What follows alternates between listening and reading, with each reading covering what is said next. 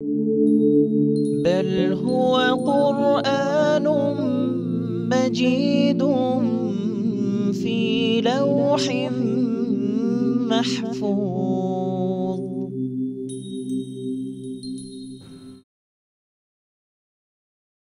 بسم الله الرحمن الرحيم. يسألونك عن الأنفال قل الأنفال لله والرسول فاتقوا الله وأصلحوا ذات بينكم وأطيعوا الله ورسوله إن كنتم مؤمنين. إنما المؤمنون الذين إذا ذكر الله وجلت قلوبهم وإذا تليت عليهم آياته زادتهم إيمانا وإذا تليت عليهم آياته زادتهم إيمانا وعلى ربهم يتوكلون. الذين يقيمون الصلاة ومما رزقناهم ينفقون. أولئك هم المؤمنون حقا لهم درجات عند ربهم ومغفرة ورزق كريم. كما أخرجك ربك من بيتك بالحق وإن فريقا من المؤمنين لكارهون. يجادلونك في الحق بعدما تبين كأنما يساقون إلى الموت وهم ينظرون. وإذ يعدكم الله إحدى الطائفتين أنها لكم وتودون أن غير ذات الشوكة تكون لكم ويريد الله أن يحق الحق بكلماته ويقطع دابر الكافرين. ليحق الحق ويبطل الباطل ولو كره المجرمون.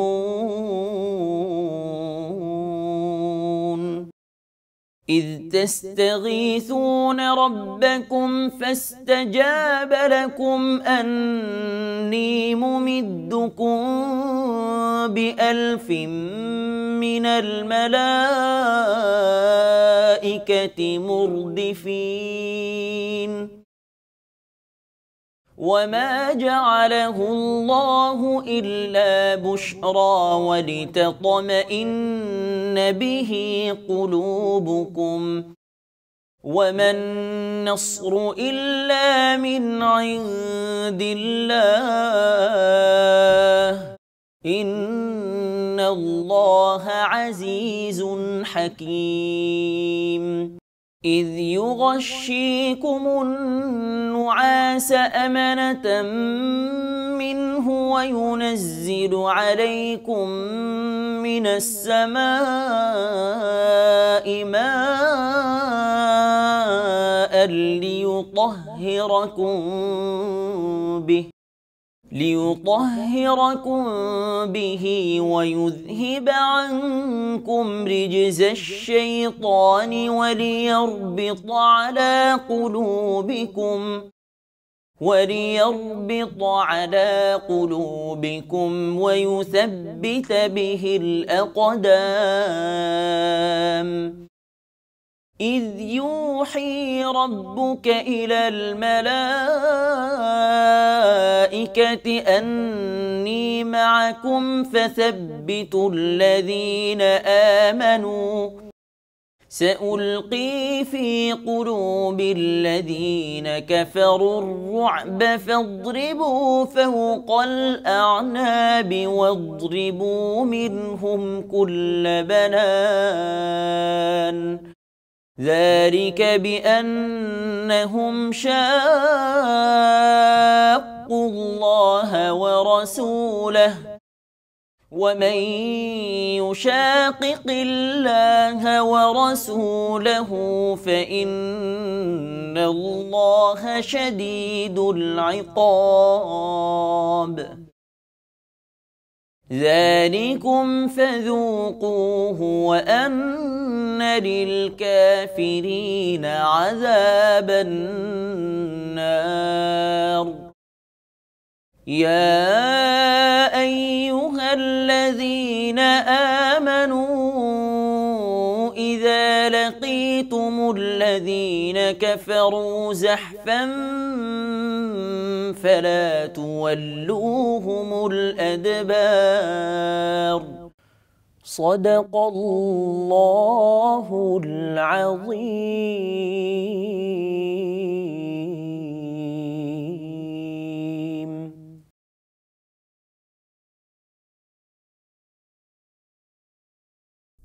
পরম দয়ালু আল্লাহর নামে।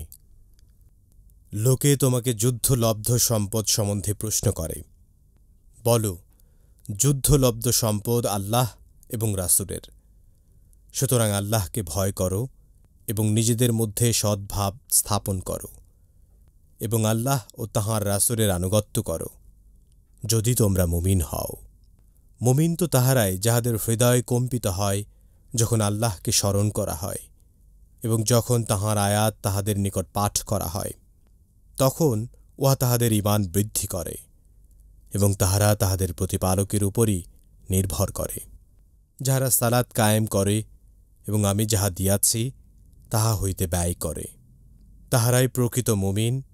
তাহাদের প্রতিপালকের নিকট তাহাদেরই জন্য রহিয়াছে মর্যাদা, ক্ষমা এবং সম্মানজনক জীবিকা।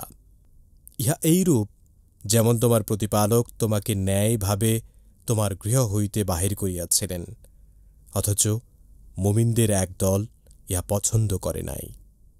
সত্য স্পষ্টভাবে প্রকাশিত হওয়ার পরও তাহারা তোমার সঙ্গে বিতর্কে লিপ্ত হয়। মনে হইতেছিল তাহারা যেন মৃত্যুর দিকে চালিত হইতেছে, আর তাহারা যেন উহা প্রত্যক্ষ করিতেছে। স্মরণ করো, আল্লাহ তোমাদেরকে প্রতিশ্রুতি দেন যে দুই দলের এক দল তোমাদের আয়ত্তাধীন হইবে, অথচ তোমরা চাহিতেছিলে নিরস্ত্র দলটি তোমাদের আয়ত্তাধীন হোক। আর আল্লাহ চাহিতেছিলেন যে তিনি সত্যকে তাঁহার বাণী দ্বারা প্রতিষ্ঠিত করেন এবং কাফিরদেরকে নির্মূল করেন। ইহা এই জন্য যে তিনি সত্যকে সত্য ও অসত্যকে অসত্য প্রতিপন্ন করেন, যদিও অপরাধীরা ইহা পছন্দ করে না।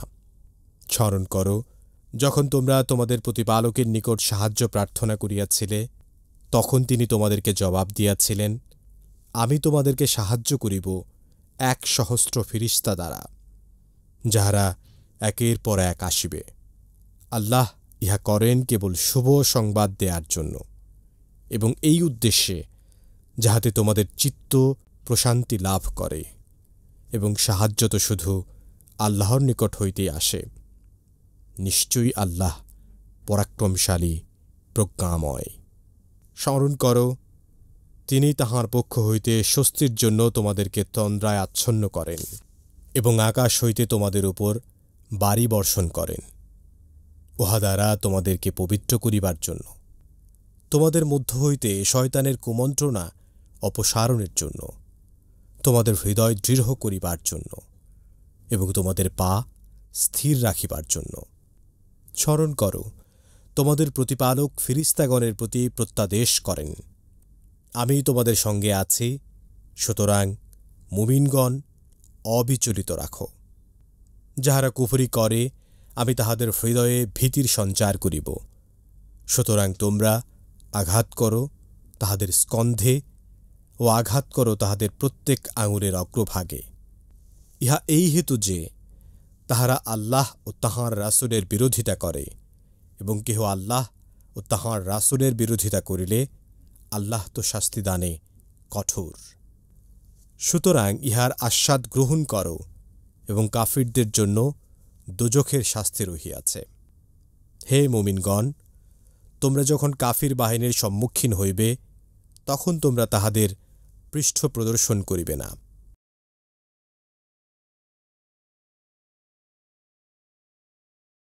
আলহামদুলিল্লাহি ওয়াহদা ওয়াসসালাতু ওয়াসসালামু আলা মান লা নাবিয়্যা বা'দা, আম্মা বা'দ। সুপ্রিয় দর্শক শ্রোতা, আসসালামু আলাইকুম ওয়া রাহমাতুল্লাহি ওয়া বারাকাতুহু। সময় সংবাদের নিয়মিত অনুষ্ঠান লৌহে মাহফুজ থেকে আপনাদের সকলকে জানাচ্ছি আন্তরিক শুভেচ্ছা ও মোবারকবাদ। সুপ্রিয় শ্রোতা, আমরা এতক্ষণ পর্যন্ত পবিত্র কোরআন কারীমের সূরা আনফালের 1 নম্বর আয়াত থেকে 15 নম্বর আয়াতের তেলাওয়াত শুনলাম তর্জমা। আসুন আমরা এই আয়াতগুলোর সংক্ষিপ্ত তাফসীর শুনি। আল্লাহ তাআলা আমাদের সকলকে পবিত্র কোরআন বুঝার তৌফিক দান করুন, আমিন। সুপ্রিয় শ্রোতা, আজ আমরা শুরু করছি সূরা আনফাল। এটি একটি মাদানী সূরা, যেখানে আয়াত সংখ্যা 75 আর রুকু 10। আমরা সকলেই জানি যে আনফাল শব্দের অর্থ হলো যুদ্ধলব্ধ মাল, এবং এই আয়াতে কারিমাগুলো নাজেল হওয়ার প্রেক্ষাপট যদি আমি বলি, যে ইমাম আহমেদ রহমতুল্লাহ আলাইহি বলেন, সাদ ইবনে মালিক তিনি বর্ণনা করতেছেন যে আমি এক যুদ্ধ থেকে আমি ফিরলাম এবং রাসূল আকরাম সাল্লাল্লাহু আলাইহি ওয়াসাল্লামের কাছে আমি গিয়ে বললাম, হে আল্লাহ রসুল, আল্লাহ তাআলা কাফেরদের মুশরিকদের গ্লানি থেকে রক্ষা করেছেন, আলহামদুলিল্লাহ। তবে এই তরবারিটি নিয়ে আমি যুদ্ধ করেছি এবং অনেক প্রতিকূলতা আমি ফেস করেছি, এই তরবারিটি আমি চাই। রাসূল আকরাম সাল্লাল্লাহু আলাইহি ওয়াসাল্লাম সাদকে ফিরিয়ে দিয়ে বললেন, না, এই তরবারি তোমারও না আমারও না, তুমি এটা রেখে যাও। হযরত সাদ রাদিয়াল্লাহু তাআলা তিনি ভাবলেন যে তরবারিটা আমি না নিলেও এর দাবিদার হয়তো অনেকেই হতে পারে, যে কেউ নিয়ে যেতে পারে, কিন্তু এটার মালিক তো আমি, কারণ এটা দিয়ে তো আমি যুদ্ধ করেছি। তিনি ফিরে যাচ্ছিলেন, ঠিক এমন সময় আরেকজন সাহাবী তাকে ডাক দিলেন। সাদ ফিরে আসলেন, রাসূল আকরাম সাল্লাল্লাহু আলাইহি ওয়াসাল্লামের কাছে এসে জিজ্ঞেস করেন, হে আল্লাহ রসুল, কোনো ওহী কি নাজিল হয়েছে? রাসূল সাল্লাল্লাহু আলাইহি ওয়াসাল্লাম বললেন, হ্যাঁ, জিবরাইল আলাইহিস সালাতু ওয়াসসালাম এসেছেন এবং এই আয়াতে কারিমা নাজিল করেছেন, ইয়াসআলুনাকা আনিল আনফাল কুলিল আনফালু লিল্লাহি ওয়া রাসূল। আমাকে জিবরাইল আসলাম বললেন, কেউ যদি এসে আপনাকে এই গনিমতের মাল সম্পর্কে জিজ্ঞেস করে, তাহলে আপনি বলবেন যে গনিমতের মাল হলো আল্লাহ এবং তার রাসূলের। সুতরাং তুমি যখন আমার কাছে চেয়েছিলে তখন এটার মালিক আমি ছিলাম না, কিন্তু আল্লাহ তাআলা এই আয়াতে কারিমার মাধ্যমে যেহেতু আমাকে এটার মালিক বানিয়েছেন, অতএব আমি এখন মালিক হয়েছি, এটা তোমাকে দিয়ে দিলাম, তুমি নিয়ে নাও। অতএব আমরা এই গনিমতের মাল যে আল্লাহ এবং তার রাসূলের, সেই বিষয় সম্পর্কে স্পষ্ট জানতে পারলাম।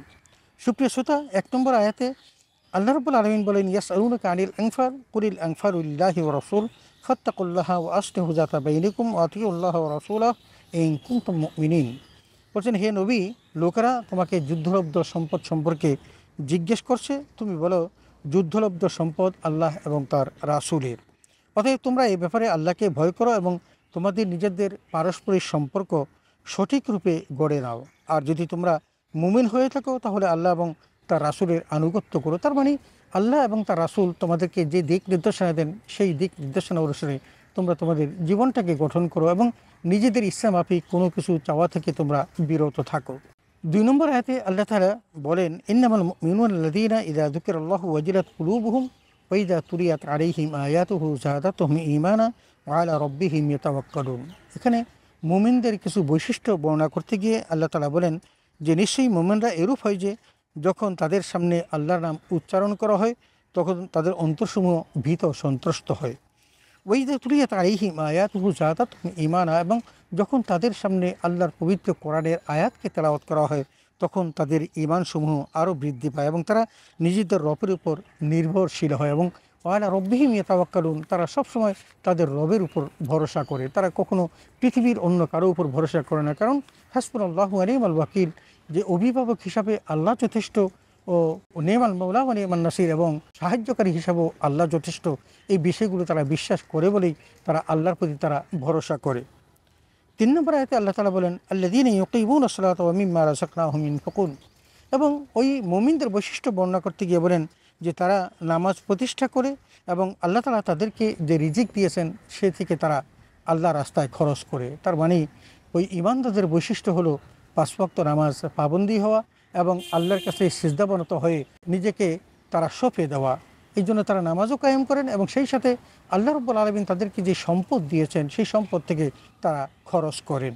4 নম্বর আয়াতে আল্লাহ তাআলা বলেন উলাইকা হুমুল মুমিনুনা হাক্কা লাহুম দারাজাতুন ইনদা রাব্বিহিম ওয়া মাগফিরাতুন ওয়া রিজকুন কারীম। এখানে আল্লাহ সত্যিকার মুমিনদের পরিচয় দিতে গিয়ে বলেন যে এই সমস্ত মানুষগুলো যাদের কথা ইতিপূর্বে বলা হলো তারাই হলো সত্যিকার মুমিন এবং তাদের জন্য আল্লাহ তাআলা রেখে দিয়েছেন যে সুন্দর মর্যাদা এবং তাদের জন্য মাগফিরাত ও উত্তম রিজিকের ব্যবস্থা করে রেখেছেন। তার মানে আল্লাহ তাআলা এই সমস্ত মানুষগুলিকে কবুল করে নিয়েছেন এবং সেই কবুলিয়তের কারণে আল্লাহ তাআলা তাদের জন্য একটি উত্তম মর্যাদা রেখে দিয়েছেন। তাদেরকে জান্নাতে আল্লাহ তাআলা প্রবেশ করাবেন এবং আল্লাহ তাদেরকে ক্ষমা করে দিবেন। সুপ্রিয় দর্শক শ্রোতা, আমাদের প্রত্যেকের জেনে রাখা উচিত কাল কিয়ামতের মাঠে এই বিভীষিকাময় অবস্থার মধ্যে একজন মানুষকে যখন আল্লাহ বলবেন যে তোমার জীবনের সকল ভুল ত্রুটি ক্ষমা করে দিয়েছে, এই কথাটি শোনার পর তিনি যতটা খুশি হবেন এত খুশি হয়তো পৃথিবীর সকল কিছু তাকে দান করলেও তিনি হতেন না। সেই সাথে বলেছেন ওয়ারিজকুন কারীম এবং সম্মানজনক রিজিক। আল্লাহ তাআলা জান্নাতি মানুষকে যে সমস্ত রিজিক দেবেন সেই কথাই এখানে ইঙ্গিত করেছেন। 5 নম্বর আয়াতে আল্লাহ তাআলা বলেন কামা আখরাজাকা রব্বুকা মিন বাইতিকা বিল হক ওয়া ইন্না ফারীকাম মিনাল মুমিনিনা কারিহুন। বলছেন যেরূপ তোমার রব তোমাকে তোমার গৃহ হতে বদরের দিন বের করলেন তো মুসলিমদের একটি দল তা পছন্দ করেনি। তার মানে যে বদরের যুদ্ধে সর্বপ্রথম যুদ্ধ মুসলমানদের, সেই যুদ্ধের আহ্বান যখন আল্লাহ তাআলা করলেন এবং নির্দেশনা দিলেন তখন রাসূল আকরাম সাল্লাল্লাহু আলাইহি ওয়াসাল্লামের ডাকে সাড়া দিয়ে অনেকেই তখন ঘর থেকে বেরিয়েছিলেন, কিন্তু একটা দল যারা মুনাফিক ছিল তারা কিন্তু এটাকে অপছন্দ করেছিল এবং যুদ্ধ যেতে তারা চায়নি। 6 নম্বর আয়াতে আল্লাহ তাআলা বলেন ইউজাদিলুনাকা ফিল হক বা'দামা তাবায়্যানা কাআন্নামা ইউসাকুনা ইলাল মাউতি ওয়া হুম ইয়ানজুরুন। বলছেন যে সেই যথার্থ বিষয় প্রকাশ হওয়ার পরও হতে তারা তোমার সাথে এরূপ বিবাদ করেছিল যেন কেউ তাদেরকে মৃত্যুর দিকে হাঁকিয়ে দিচ্ছে। তার মানে তাদের কাছে সকল কিছু স্পষ্ট হওয়ার পর, প্রতিভাত হওয়ার পরও তারা তোমার ডাকে সাড়া দেয়নি এবং তারা যে যাচ্ছে যুদ্ধের ময়দানে মনে হচ্ছে যেন কেউ তাদেরকে মৃত্যুর দিকে তাদেরকে হাঁকিয়ে নিচ্ছে এবং তারা তা প্রত্যক্ষ করছে অহুম ইয়ানজুরুন এবং তারা তাকিয়ে তাকিয়ে দেখছে তারা কিভাবে মৃত্যুর দিকে ধাবিত হচ্ছে, এমনটি তারা তখন মনে করেছিল। 7 নম্বর আয়াতে আল্লাহ তাআলা বলেন ওয়াইদ ইয়াইদুকুমুল্লাহু ইহদা তাইফাতাইনি আন্নাহা লাকুম ওয়া তুআদ্দুনা আন্না গায়রা যাতিশ শাওকা তাকুনু লাকুম ওয়া ইউরিদুল্লাহু আন ইউহিক্কাল হাক্কা বিকালিমাতিহি ওয়া ইয়াকতা'a দাবিরাল কাফিরিন। এখানে আল্লাহ বলছেন স্মরণ করো যখন আল্লাহ তোমাদেরকে দুটি দলের মধ্যে হতে একটি সম্বন্ধে প্রতিশ্রুতি দিয়েছিলেন যে ওটা তোমাদের করতলগত হবে। তার মানে আল্লাহ আগেই পূর্বাভাস দিয়েছিলেন যে এই যুদ্ধে তোমরা বিজয় লাভ করবে। তোমরা এই আশা করেছিলে যেন নিরস্ব দলটি তোমাদের আয়ত্তে এসে যায় এবং আল্লাহ বলেন যে আর আল্লাহর ইচ্ছা ছিল এই যে তিনি স্বীয় নিদর্শনাবলী দ্বারা সত্যকে সত্যরূপে প্রতিষ্ঠা করবেন এবং তিনি তার এই নিদর্শন দ্বারা মুজিজা দ্বারা তিনি দেখাবেন যে কিভাবে তিনি তার সত্যাশ্রী মানুষগুলোকে এই যুদ্ধের ময়দানে তিনি বিজয় দান করেন। ওয়াক্তা দাবিরাল কাফিরিন এবং কাফিরদেরকে নির্মূল করেন, এটা তিনি দেখাতে চেয়েছিলেন। 8 নম্বর আয়াতে আল্লাহ তাআলা বলেন ওয়াইহিক্কাল হাক্কা ওয়া ইউবতিলাল বাতিল ওয়ালাউ কারিহাল মুজরিমুন। বলছেন ইহা এই জন্য যাতে সত্য সত্যরূপে এবং মিথ্যা মিথ্যারূপে প্রতিভাত হয়, যেন এই যুদ্ধের ময়দানে যারা গিয়েছে তারা যেন বুঝতে পারে যে সত্যশ্রী মানুষগুলো কেমন করে তারা তাদের সত্যে বিজয় লাভ করলো এবং মিথ্যাবাদী মানুষগুলো কেমন করে তাদের এই মিথ্যার মধ্যে পরাজয়ের গ্লানি ভোগ করলো, এটা যেন তারা উপলব্ধি করতে পারে। ওয়ালাউ কারিহাল মুজরিমুন, যদিও এটা অপরাধীরা অপ্রীতিকরই মনে করে। তার মানে তাদের মধ্যে এটা অপ্রীতিকর, যদিও তারা এমনটি চায় না। তারা চায় এই যুদ্ধের ময়দানে তারা যেন না যাক এবং সেখানে জয় পরাজয় যাই হোক না কেন তাদেরকে যেন এই যুদ্ধের বিভীষিকার মধ্যে তাদেরকে পড়তে না হয়। 9 নম্বর আয়াতে আল্লাহ তাআলা বলেন ইয তাস্তাগীথুনা রাব্বাকুম ফাস্তাজাবা লাকুম আন্নী মুমিদ্দুকুম বিআলফিন মিনাল মালায়েকাতি মুরদিফিন। আল্লাহ বলেন যে স্মরণ করো সেই সংকট মুহূর্তের কথা যখন তোমরা তোমাদের রবের নিকট কাতর কণ্ঠে প্রার্থনা করেছিলে আর তিনি সেই প্রার্থনা কবুলও করেছিলেন। আল্লাহর কাছে বলেছিলে বিজয় দান করার জন্য, আল্লাহ সেটা কবুলও করেছেন এবং কবুল করে বলেছিলেন নিশ্চয়ই আমি তোমাদের 1000 ফেরেশতা দ্বারা তোমাদেরকে সাহায্য করব যারা একের পর এক আসবেন। তার মানে বদর যুদ্ধে আল্লাহ তাআলা যে 1000 ফেরেশতা দ্বারা মুসলমানদেরকে সাহায্য করেছিলেন সেই কথাটি আল্লাহ তাআলা এখানে স্পষ্ট করে বললেন যে এটা আল্লাহর একটা প্রতিশ্রুতি ছিল এবং সেই প্রতিশ্রুতি আল্লাহ তাআলা সেটা বাস্তবায়ন করে দেখিয়েছেন। 10 নম্বর আয়াতে আল্লাহ তাআলা বলেন, ওয়ামা জাআলাহুল্লাহু ইল্লা বুশরা ওয়া লিতাতমাইন্না বিহি কুলুবুকুম ওয়ামান নাসরু ইল্লা মিন ইনদিল্লাহ ইন্নাল্লাহা আসিজুন হাকীম। আল্লাহ তার এই সাহায্যের কথা বলতে গিয়ে বলেন এটা আল্লাহ করেছিলেন এই শুভ সংবাদ হিসেবে এবং যাতে তোমরা চিত্ত আশ্বস্ত হয়। কারণ এই কথাটি আল্লাহ বলেছেন যে 100 ফেরেশতা দ্বারা সাহায্য করবেন, এটার মূল উদ্দেশ্য ছিল এই সংবাদটা শ্রবণ করে তাদের অন্তরকে সান্ত্বনা দিতে পারে। বস্তুত সাহায্য তো শুধু আল্লাহর পক্ষ থেকে আসে, ওমান নাসরু ইল্লা মিন ইনদিল্লাহ, কারণ আল্লাহর সাহায্য ছাড়া পৃথিবীর কোনো মানুষের সাহায্য দ্বারা এই কঠিন বিপদ থেকে রক্ষা পাওয়ার কোনো সুযোগ নেই। আল্লাহ মহাপরাক্রমশালী, প্রজ্ঞাময়। অতএব আল্লাহ তার এই মহাপরিকল্পনা বাস্তবায়ন করতে গিয়ে 1000 ফেরেশতা দ্বারা সেদিন মুসলমানদেরকে সাহায্য করেছিলেন। 11 নম্বর আয়াতে আল্লাহ তাআলা বলেন, ইদ ইউগাশশিকুমুন নুআসা আমানাতাম মিনহু ওয়া ইউনাজ্জিলু আলাইকুম মিনাস সামাই মাআন লিয়ুতাহিরাকুম বিহি ওয়া ইযহিবা আনকুম রিজসাশ শায়াতিন ওয়া লিয়ারবিতা আলা কুলুবিকুম ওয়া ইউসাব্বিতা বিহিল আকদাম। একটি বড় আয়াত। এখানে আল্লাহ তাআলা বলেন যখন তিনি অর্থাৎ আল্লাহ তার পক্ষ থেকে প্রশান্তির জন্য তোমাদের তন্দ্রায় আচ্ছন্ন করেন, তার মানে যখন তোমাদেরকে প্রশান্তি লাভের জন্য তোমাদের চোখে আল্লাহ তাআলা ঘুম দিয়ে দেন, আকাশ হতে বাড়ি বর্ষণ করেন, উদ্দেশ্য একটাই যে তোমাদের এই বাড়ি দ্বারা আল্লাহ তাআলা এই বৃষ্টি দ্বারা পবিত্র করবেন এবং শয়তানের কুমন্ত্রণা দূর করবেন আর তোমাদের হৃদয়কে সুদৃঢ় করবেন। এটা আল্লাহ তাআলা তোমাদের জন্য এটা তার বড় মেহেরবানি এবং আল্লাহ তাআলার বড় ধরনের একটা গিফট যে আল্লাহ এই বিষয়গুলো তোমাদেরকে দিয়ে থাকেন এবং তোমাদের পা স্থির ও প্রতিষ্ঠিত রাখবেন। তার মানে তোমরা যাতে করে ভীত সন্ত্রস্ত হয়ে তোমাদের পদযুগল তোমরা হারিয়ে না ফেলো তথা তোমরা যেন বিচলিত না হও, সেটাও আল্লাহ তোমাদেরকে সুদৃঢ় রাখার এই ব্যবস্থাগুলো করেন। 12 নম্বর আয়াতে আল্লাহ তাআলা বলেন, ইদ ইউহি রব্বুকা ইলাল মালাইকাতি আন্নী মাআকুম ফাসাব্বিতুল লাযীনা আমানু সাউলকি ফি কুলুবিল লাযীনা কাফারু রুবা ফাদরিবু ফাওকাল আনাক ওয়াদরিবু মিনহুম কুল্লা বানান। এখানে আল্লাহ তাআলা যেভাবে সাহায্য করেছিলেন সেই কথাগুলো বলতে গিয়ে বলেন, স্মরণ করো যখন তোমার রব ফেরেশতাদের নিকট প্রত্যাদেশ করলেন আমি তোমাদের সাথে আছি। তার মানে আল্লাহ বলেই দিলেন যে আমি তোমাদের সাথে আছি, তোমরা যুদ্ধের ময়দানে যাও, কিন্তু সেই যুদ্ধের ময়দানে আমি তোমাদের সাহায্য করব, ফেরেশতা পাঠাবো, এই কথাগুলো আল্লাহ বললেন। এবং সুতরাং তোমরা ঈমানদারদের সুপ্রতিষ্ঠিত ও অবিচল রাখো। সুতরাং তোমরা এখন আর ভয় পাওয়ার কিছু নেই, কারণ আল্লাহ তাআলা তোমাদের সাথে আছেন এবং ফেরেশতা তোমাদের সাহায্য করবেন। অতএব তোমরা অবিচল থাকো। আর যারা কাফের আমি তাদের হৃদয়ের মধ্যে একটা ভীতির সঞ্চার করে দিব। অতএব তোমরা তাদের স্কন্ধে আঘাত করো, ঘাড়ে আঘাত করো এবং তোমরা আঘাত করো তাদের অঙ্গুলির প্রতিটি জোড়ায় জোড়ায়। তার মানে যেই যেই জায়গাগুলোতে আঘাত করবে সেই কথাগুলো আমার আল্লাহ তাআলা সুস্পষ্টভাবে তাদেরকে জানিয়ে দিয়েছেন এবং মুসলমানদেরকে অবিচল থাকার জন্য বলেছেন এবং প্রশান্তিদায়ক বাণী আমার আল্লাহ তাআলা উচ্চারণ করেছেন। 13 নম্বর আয়াতে আল্লাহ তাআলা বলেন, যালিকা বিআন্নাহুম শাক্কুল্লাহ ওয়া রাসূলাহু ওয়া মান ইউশাক্কিকিল্লাহ ওয়া রাসূলাহু ফাইন্নাল্লাহা শাদীদুল ইকাব। আল্লাহ এই সমস্ত কথা বলার মূল কারণটা কি সেটা আল্লাহ বলতে চাচ্ছেন যে এটা এই কারণে যে তারা আল্লাহ এবং তার রাসূলের বিরোধিতা করে। যে ব্যক্তি আল্লাহ এবং তার রাসূলের বিরোধিতা করে তাদের জেনে রাখা উচিত যে আল্লাহর শাস্তিদানে খুবই কঠোর। কারণ তুমি আল্লাহর সাথে বিরোধিতা করবা, রাসূলের বিরোধিতা করবা এবং দুনিয়ার জীবনে তুমি স্বাচ্ছন্দ্যে ঘুরবা, এটা হতে পারে না। এই জন্য আল্লাহ বলছেন যে আল্লাহ যে শাস্তিদানে অত্যন্ত খুব কঠোর এই বিষয়টি তাদের জানা উচিত, কারণ আল্লাহ তাদেরকে এই শাস্তি দিবেন কারণ তারা আল্লাহ এবং তার রাসূলের বিরোধিতা করেছে এবং বিরোধিতার শাস্তি এটাই হতে পারে। 14 নম্বর আয়াতে আল্লাহ তাআলা বলেন, যালিকুম ফাযুকুহু আন্না লিল কাফিরিনা আযাবান নার। এখানে আল্লাহ বলছেন সুতরাং তোমরা এর স্বাদ গ্রহণ করো। যারা আল্লাহর সাথে নাফরমানি করেছো, আল্লাহর বিরুদ্ধাচরণ করেছো, তোমরা এর স্বাদ গ্রহণ করো। সত্য অস্বীকারীদের জন্য রয়েছে জাহান্নামের লেলিহান শিখা বা জাহান্নামের আগুন, কারণ তারা সত্য অস্বীকার করেছে, কোরআন মোতাবেক জীবন গঠন করেনি, রাসূলকে মিথ্যা প্রতিপন্ন করেছে এবং আল্লাহর বাণীকে অস্বীকার করার কারণে আল্লাহ তাআলা তাদেরকে জাহান্নামের আগুনে পড়াবেন। 15 নম্বর আয়াতে আল্লাহ তাআলা বলেন, ইয়া আইয়ুহাল্লাযীনা আমানু ইযা লাকাইতুমুল্লাযীনা কাফারু যাহফান ফালা তুওয়াল্লুহুমুল আদবার। আল্লাহ তাআলা ঈমানদারদেরকে লক্ষ্য করে বলেন, হে ঈমানদারগণ, তোমরা যখন কাফির বাহিনীর সম্মুখীন হবে তখন তাদের মোকাবেলা করা হতে কখনোই পৃষ্ঠ প্রদর্শন করবেন না। এটা হলো আল্লাহর পক্ষ থেকে মুসলমানদেরকে একটা বড় প্রেসক্রিপশন এবং বলেই দিচ্ছেন যে কাফেরদের সঙ্গে যখন তোমরা মোকাবিলা করবে তখন কখনো পৃষ্ঠ প্রদর্শন করবে না।